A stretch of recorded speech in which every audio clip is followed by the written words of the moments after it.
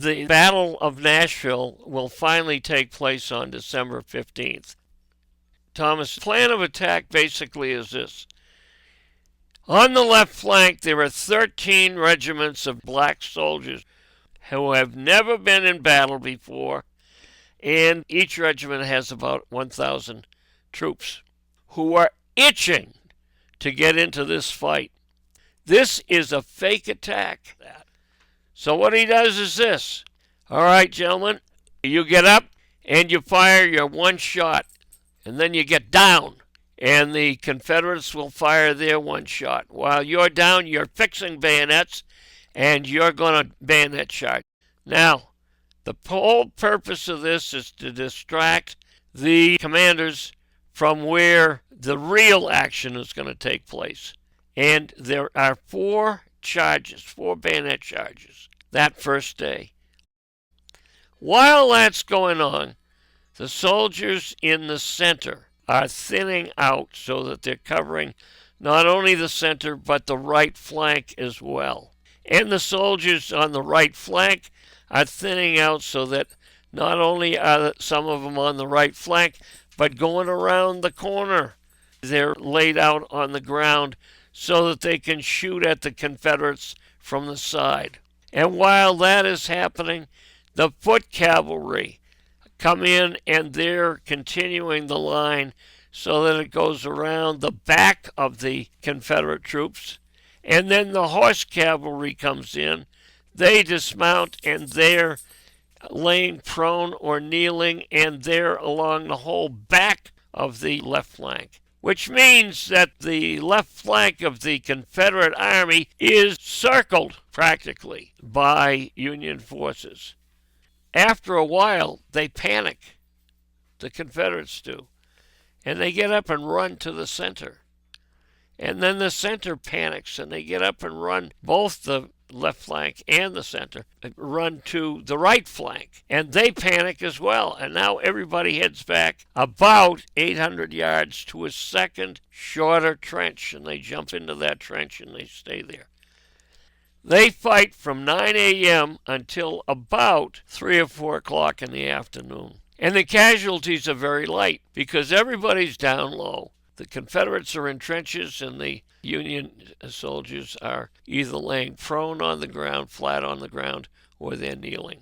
There are about 1,000 Union dead that first day and 1,000 wounded. The same is true with the Confederates. They had about the same losses. At the end of the day, when it gets dark, everybody just stops. Both armies sleep on their rifles that night. The second day, it happens the same way, including the panicking on the left, causing the panic in the center, causing the panic on the right as well, and everybody taking off. But this time, there is no other trench. They just keep moving. And the junior officers of the Confederate Army are trying to hurry them along. Don't want any stragglers. We don't want anybody lagging back. At the end of the second day, the Union Army loses 2,000 men dead, 2,000 men wounded, 4,000. Finally, what happens is some of these guys in the Confederate Army say, hey, I'm not going any further. I'm not going to do any more of this. I'm sick and tired of this war.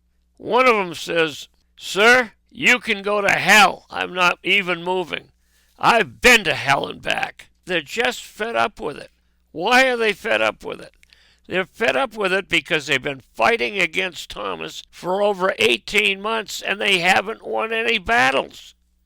They've been defeated every damn time, except at Kennesaw Mountain when they were behind logs. But the Union Army couldn't get at them. And Thomas counseled Sherman 3 times not to fight at Kennesaw Mountain.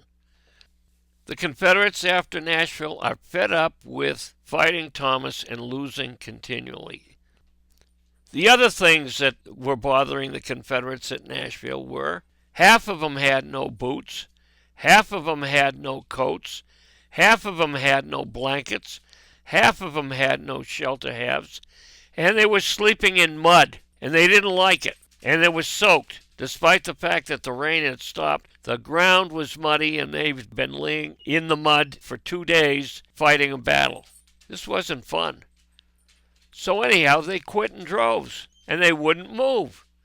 39,000 of them quit and were waiting for the Union soldiers to come up and take them as prisoners of war. Well, that happened.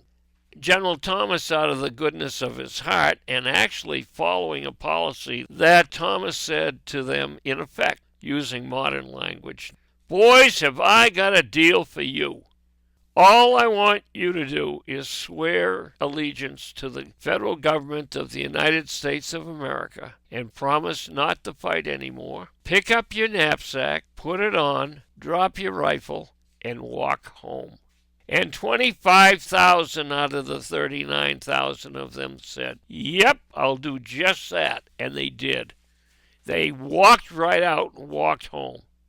The other 14,000 decided, "No, don't want to do that. We want to be formal prisoners of war." Stupid move, but they didn't realize it, because 50% of all prisoners of war died in the prison camp, never made it through the war. And the reason for that was they were compacted too closely together, and they were exposed to waterborne diseases. They were using the same stream of water for all purposes, including drinking, cooking, and getting rid of waste. And they never had any idea at all that these waterborne diseases could kill them.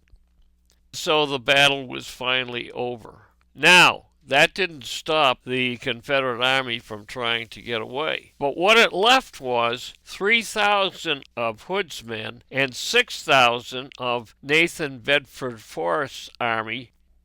Forrest rejoined Hood's army south of Franklin.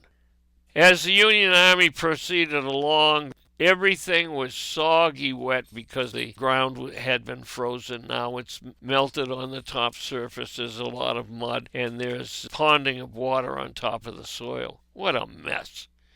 The Confederate Army was going to the right or west, and it was headed towards Tupelo, Mississippi. The interesting part about all of this is that the distance between Nashville and Tupelo, Mississippi is 250 miles. And the Union Army followed the Confederate Army and countered the Confederate Army somewhere between 9 and 13 times in large and small skirmishes as they trailed behind the Confederate Army. Now, the Union infantry followed the Confederates all the way to the Tennessee River. When Hood got to Tupelo, Mississippi, he loaded his 3,000 effectives in railroad cars and sent them to North Carolina to join Joe Johnston, who was defending North Carolina against Billy Sherman. Nathan Bedford Forrest and his 6,000-man army turned left and went due south and stopped in Selma, Alabama. Forrest didn't have long to last. Thomas sent Wilson down to Selma, Alabama, and in a 2-day battle, Wilson destroyed Nathan Bedford Forrest's army of 6,000 men. That was the second army that Thomas, with Wilson's help, had destroyed in a matter of 3 months, January to the middle of March. That ended all the fighting in Georgia, Alabama, Mississippi, Tennessee, and Kentucky. The whole area was pacified except for Mobile and Louisiana, Texas, and there was still a small Confederate army in Arkansas. The war was ended there. It would come to an end in Virginia in April of 1865, by April 9th, and the war was over.